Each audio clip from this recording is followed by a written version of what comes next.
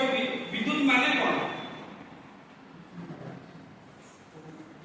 ଜଣେ ଭାଇ ଠିଆ ହେଇକି କୁହନ୍ତୁ, ମୁଁ ଆପଣଙ୍କ ଟିଚର ନୁହଁ, ସାର୍ ମାନେ ଅଛନ୍ତି, ମୁଁ ଆପଣଙ୍କର ଭାଇ। କରେଣ୍ଟ ମାନେ ବିଦ୍ୟୁତର ଇଂଲିଶ ପାଠ ହେଉଛି କରେଣ୍ଟ ହେଲା। ବିଦ୍ୟୁତ ମାନେ କ'ଣ? ଆମେ ଯଦି ଜିନିଷଟା ଜାଣିବା, ବିଦ୍ୟୁତ ହେଉଛି ଗୋଟିଏ ଜିନିଷ ଏମିତି ଆପଣ ତାକୁ ଟଚ୍ କରିପାରିବେନି କି ଛୁଇଁ ପାରିବେନି। ଇଲେକ୍ଟ୍ରିସିଟି ଗୋଟେ ଆପଣଙ୍କର ଡିଭାଇସ୍ ଗୋଟେ ସିଏ ଗୋଟେ ଅଛି, ଆପଣ ଦେଖିପାରିବେନି, ଆପଣ ଯେଉଁ ଦେଖୁଛନ୍ତି ସେଇଟା ନିଆଁ ଗୋଟେ ମାନେ ସ୍ପାର୍କ ଆସିବ, ଗୋଟେ ନିଆଁ ୱାଇରରେ ଯେହେତୁ ସ୍ପାର୍କ ଆସୁଛି ସେଥିପାଇଁ ଆପଣ ଭାବୁଛନ୍ତି ସେଇଟା ଇଲେକ୍ଟ୍ରିସିଟି।